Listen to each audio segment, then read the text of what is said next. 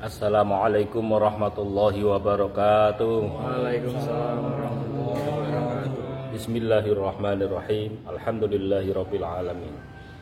Allahumma shalli ala sayyidina Muhammadin wa ala alihi wa ashabihi ajmain. Amma ba'd. Pemirsa Puton TV dimanapun panjenengan sedaya berada, berjumpa kembali di kajian akhir zaman di bulan Rajab ini. Hal yang sangat spektakuler yang selalu menjadi kenangan dan peringatan kami, yaitu peringatan Isra wal Mi'raj Nabi kita Muhammad SAW. Semua umat Islam akan memperingatinya.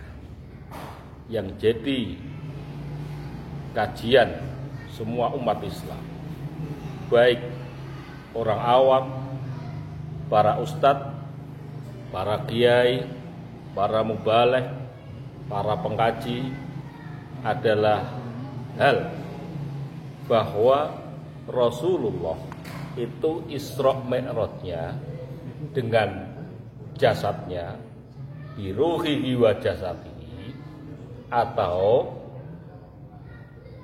biruhihi la bijasadihi.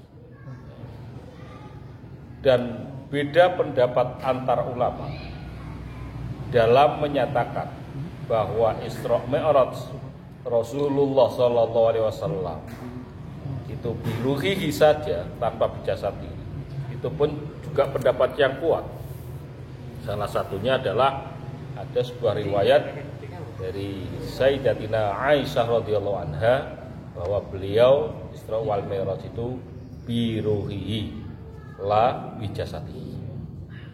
Ataupun pendapatnya kita para ahli sunnah lebih condong pada pendapat bahwa Rasulullah SAW dalam Isra wal Mi'raj ini adalah biruhihi wa jasadihi.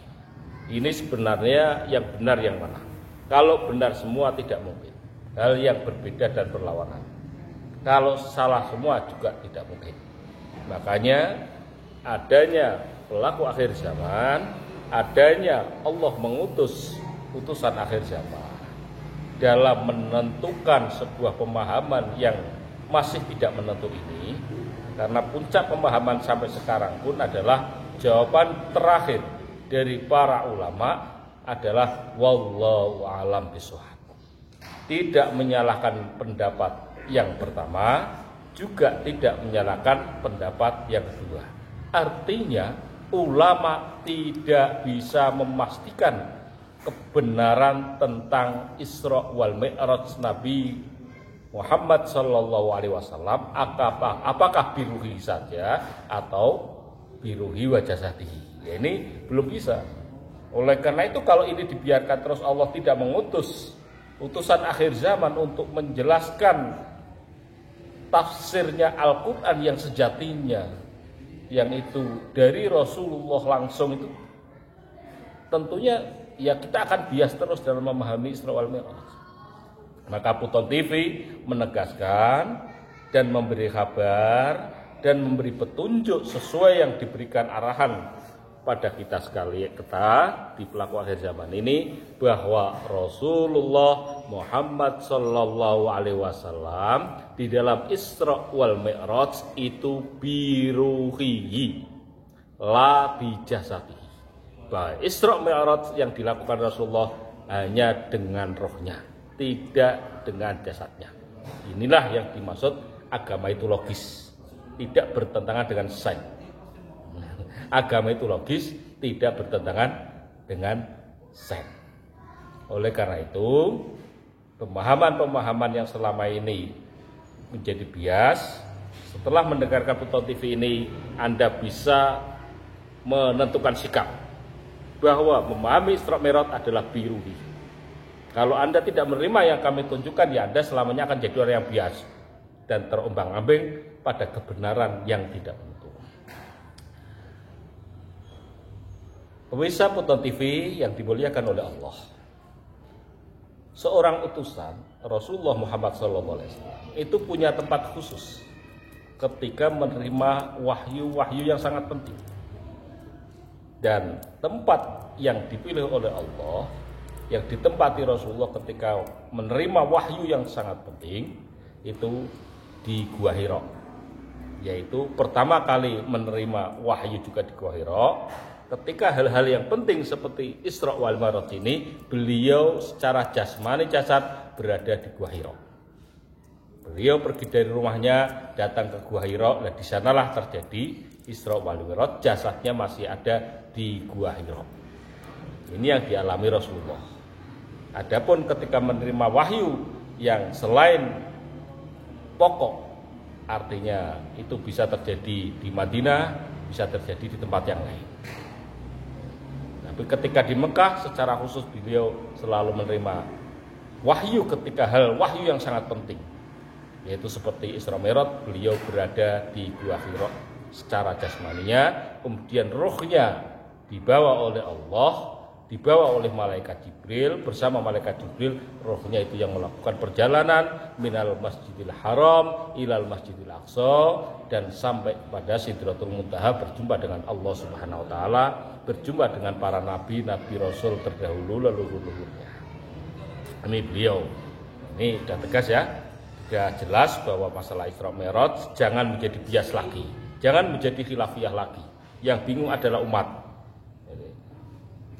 Jadi Isra Mi'raj dengan rohnya, tidak dengan jasadnya. Jadi meskipun Nabi, Rasul itu punya jasad ya sama seperti kita. Tidak mungkin meskipun itu jasad Nabi, kemudian dia bisa melampaui dimensi-dimensi yang teratas. Ya hancurlah. Meskipun jasad Nabi, apalagi jasad kita. Jangan diangkat kultus yang terlaluan tentang masa Isra Mi'raj ini sehingga membohongi kenyataan. Dan ini hanya dialami oleh Rasulullah. Adapun banyak ulama-ulama, para habib-habib yang mengaku bahwa telah melaksanakan Isra Mi'raj, sampai ada yang mengatakan Isra Mi'raj sampai 70 kali. Ini yang dimaksud bukan Mi'raj yang telah dilakukan oleh Rasulullah. Itu adalah Mi'raj yang sifatnya Mi'raj lugawi, Mi'raj majazi, Mi'raj simbolik. Karena ada sebuah riwayat, as-sholatu mi'rajul mu'minin. Salat adalah mi'rajnya orang mukmin. Itu simbolik, bukan sejatinya Mi'raj yang telah dilakukan oleh Rasulullah dengan ruhnya, tidak.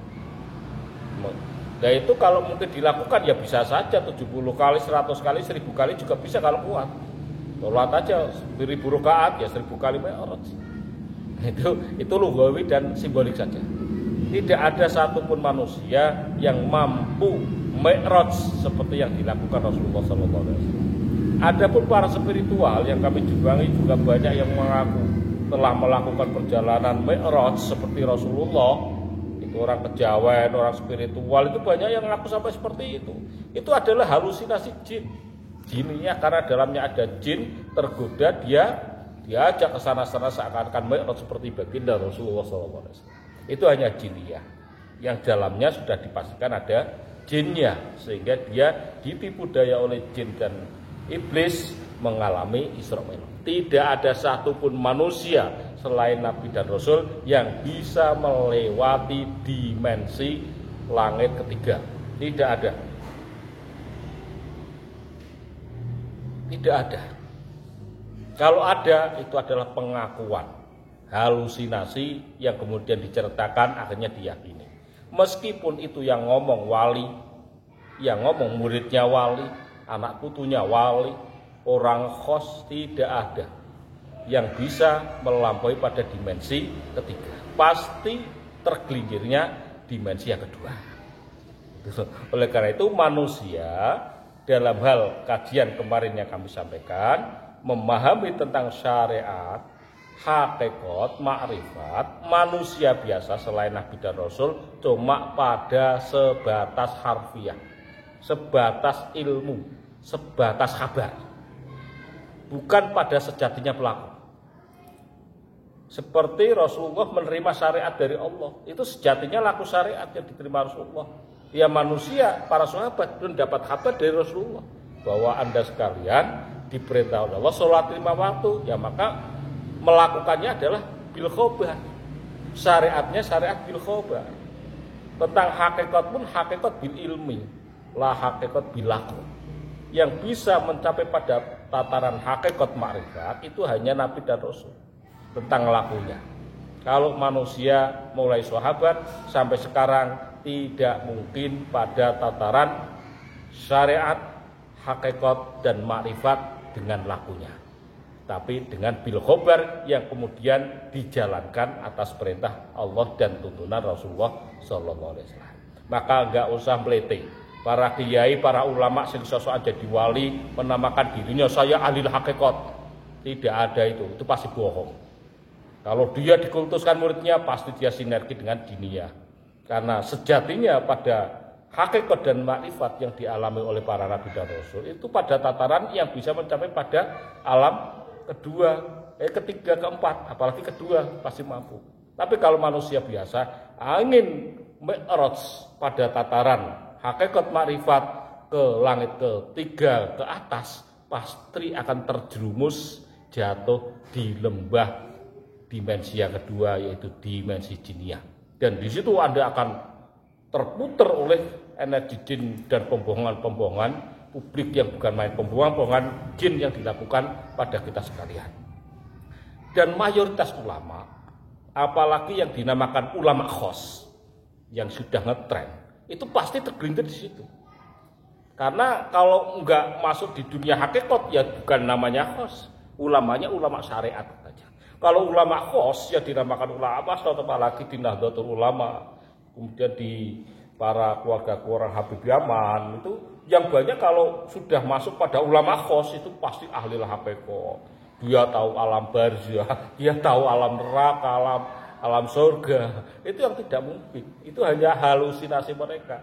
Karena yang terjadi halusinasi itu seorang yang menjadi background ulama besar, punya santri banyak, punya pesantren yang besar, punya pengikut yang sangat banyak, beratus-ratus, berjuta-juta. Nah ini akhirnya dikultuskan. Dia sendiri halusinasi dan dikultuskan oleh murid-muridnya. Ini yang membuahkan, makanya kalau ada ulama mengatasnamakan dirinya ulama khos, justru sekarang harus dipertanyakan. Yang namanya ulama itu ya ulama warasatul anbiya, yang diwariskan Nabi bukan hakikat. Yang diwariskan Nabi adalah satu syariat yang dibawa Rasulullah SAW untuk diajarkan pada umatnya. Yang kedua, wilayah hakikat bukan perjalanan spiritual para ulama, tapi adalah kabar tentang hakikat yang disampaikan Rasulullah, kabar gaib yang disampaikan oleh Rasulullah, karena hakikat itu identik dengan gaib. Kabar gaib yang disampaikan oleh Rasulullah pada kita. Nah sejatinya hakikat itu apa? Sejatinya hakikat ya Al-Quran itu sendiri. Karena hampir mayoritas kabar-kabar hakikat tentang kegaiban, tentang surga neraka, tentang Isra Mi'raj dan tentang hal-hal yang hubungannya dengan gaib itu sudah dituangkan oleh Rasulullah, dikabarkan lewat Al-Quran. Yaitu sejatinya hakikat di Al-Quran itu. Dan kita umatnya hanya sebatas menerima kabar hakikat. Makanya di dalam Al-Quran ayat yang Al-Baqarah yang awal itu disebutkan bahwa dzalikal kitabulah raiba fiih. Kitab itu tidak ada kemamangan sama sekali, Al-Quran. Hudal lil muttaqin. Al-Quran itu untuk menunjukkan pada kita sekalian, untuk membangun ketakwaan kita dengan benar, keimanan kita dengan benar. Apa tuntunannya Al-Quran? Jadi hudal lil muttaqin bukan hanya hudal lil muttaqin, petunjuk untuk orang-orang yang mau membangun ketakwaan. Kalau belum pada tataran takwa muttaqin, ya bangun dengan Al-Quran, nanti akan menuju pada al-muttaqin. Dzalikal kitabula raiba fihi hudal lil muttaqin. Di terusnya ayat alladzina yu'minuna bil ghaibi. Yaitu siapa orang muttaqin? Orang yang beriman tentang gaib. Beriman tidak harus lihat. Gitu loh. Beriman itu tidak harus lihat. Itu namanya ilman atau yakin bil ilmi. Karena keyakinan ada yakin bil ilmi, ada yakin bil ilmu yakin, ainul yakin, ada keyakinan bi hakul yakin. Manusia biasa tidak mungkin mencapai pada tataran untuk kegaiban, tidak mungkin mencapai pada tataran ainul yakin dan hakul yakin. Adapun ainul yakin, hakul yakin dialami oleh manusia selain Nabi Rasul itu hanya sebatas kabar. Kabar yang diberikan Rasulullah, kabar yang diberikan oleh Al-Quran. Itu untuk imani. Makanya kalau kita kaji pada ilmu yang sangat sederhana disampaikan di madrasah-madrasah bahwa kita harus beriman kepada Allah. Yang kedua kita beriman pada malaikat. Yang ketiga kita beriman kepada utusan Allah. Berikutnya kita beriman kepada kitab Allah. Beriman. Kenapa harus ada beriman kepada Rasulullah? Ya iya karena yang tahu hakikat itu Rasulullah. Kita nggak tahu hakikat, hanya dikabari Rasulullah tentang hakikat yang terjadi di alam sana. Makanya kita wajib beriman kepada Rasulullah. Beriman kepada kitab Allah ya karena hakikat-hakikat yang terdahulu para nabi-nabi Rasul terdahulu itu hanya bisa dikabarkan lewat Al-Quran. Termasuk Rasulullah sendiri menerima kabar-kabar ini adalah lewat Al-Quran yang telah diturunkan oleh Allah lewat malaikat Jibril, dan Rasulullah pun akhirnya diperjalankan di Isra Mi'raj ketemu dengan para nabi dan rasul. Itu sebagai bukti bahwa yang bisa ketemu beliau-beliau semua adalah Rasulullah. Jadi para orang-orang yang mutawali yang mengatasnamakan dirinya wali-wali, ulama khos itu jangan kepedean nyabrang ke sana.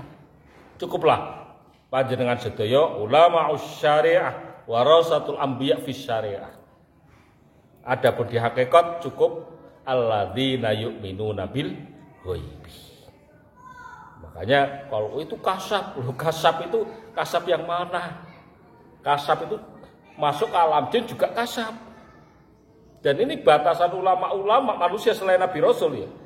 Batasan spiritual itu kasabnya di wilayah jiniyah. Kalau di wilayah barzah itu enggak mungkin. Di langit ketiga aja enggak mungkin. Wong di wilayah kedua saja itu sangat terbatas kok.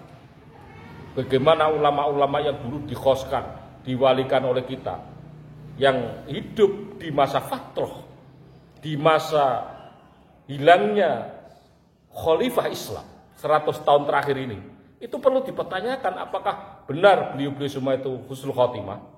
Karena beliau itu dikhoskan, sangat dikhoskan oleh ulama-ulama kita.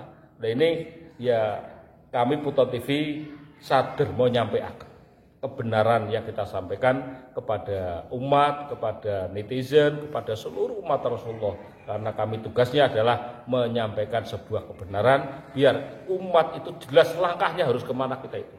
Karena akhir-akhir ini banyak umat yang ngeluh kita harus berpegang kepada siapa. Kalau dulu pada NU, terus NU yang mana? Terus apalagi sekarang ulama NU-nya sudah dipimpin oleh orang-orang yang dalamnya sukmanya sudah bukan sukma manusia. Kami pernah menyampaikan ya di konten yang lalu bahwa peringatan kami kepada PBNU jangan diremehkan. Kalau peringatan kami diremehkan oleh PBNU ataupun ulama khos, Anda sekalian ulama khos di NU nanti akan diremehkan oleh umat. Saya sudah sampaikan itu. Kenyataannya sekarang bagaimana pengkaji-pengkaji yang cerdas dari orang-orang nahdien kultural, begitu cerdasnya akhirnya para ulama-ulama NU sekarang ditertawakan oleh pengkaji-pengkaji muda. Ini kenyataan. Makanya hal ini akan kami ungkap terus bahwa yang diungkap dengan kebangkitan Nusantara ini bukan hanya para habaib, tapi yang akan diungkap secara totalitas mana yang hak dan mana yang batil, mana yang benar dan mana yang salah, mana yang tersesat dan mana yang lurus, itu akan diungkap semua lewat Puton TV ini dan nanti akan dibuktikan bersama-sama. Demikian yang kami sampaikan, mudah-mudahan menjadi pelajaran dan tambahnya iman untuk kita sekalian. Wallahul muwaffiq ila aqwamit thoriq. Assalamualaikum warahmatullahi wabarakatuh.